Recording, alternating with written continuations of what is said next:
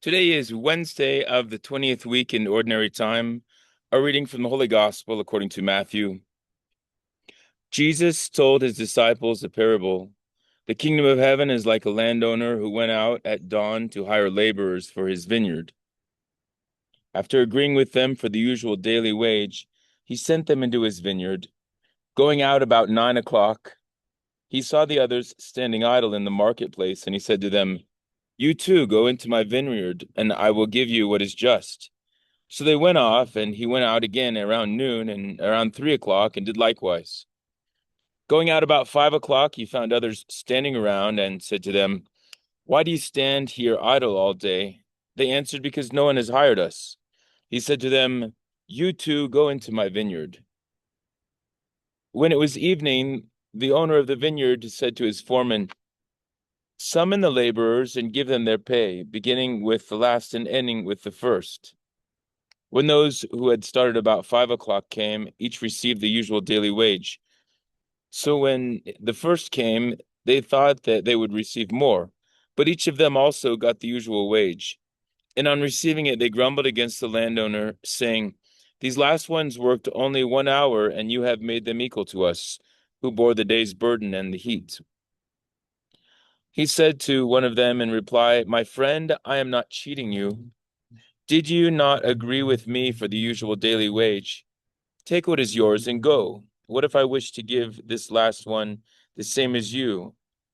Or am I not free to do as I wish with my own money? Are you envious because I am generous? Thus the last will be first, and the first will be last." The Gospel of the Lord. Work is so important for us as Americans, and we always want to get our due for what we work for. And the church also wants to uphold the dignity of labor.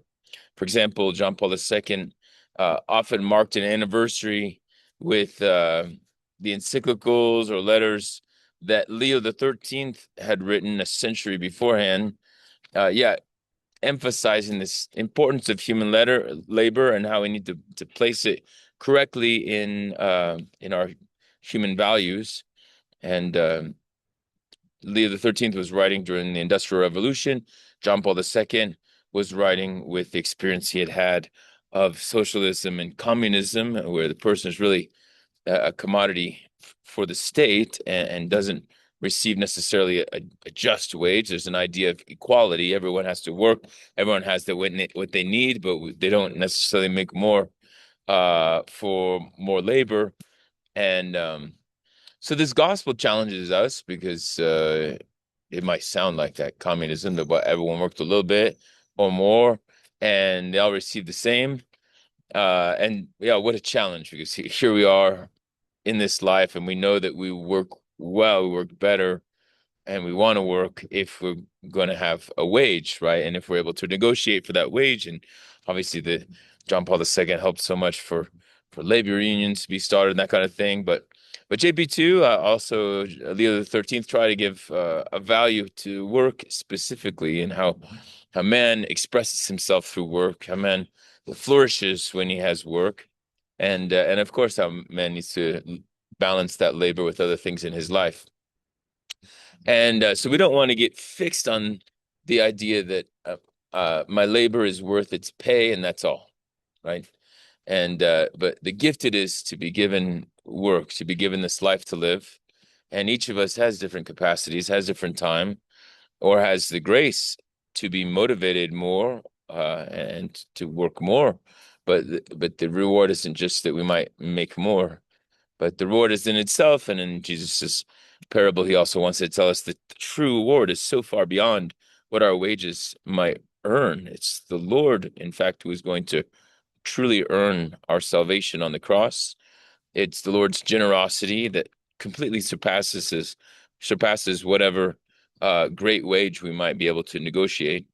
And so we want, in the light of heaven, to put everything else in perspective, and certainly to value work and to value wages, but to be able to, yeah, put them in perspective of eternity and the true gift, which includes the fact that we work with others, and we have them to work with in the vineyard, but then we also have them to enjoy the fruits in paradise. So even those who aren't capable of so much, and yeah, it violates our sense of justice that those who didn't work that hard, but who in the end open up to the Lord's mercy, like the criminal on the cross, for example, but they have their place with the fruits of that of the true labor, that which is the labor of Jesus. So may all of our labor be in that perspective of heaven, and may our true the worth of our labor be in the fact that we unite it to the Lord's work and to the Lord's purposes as well.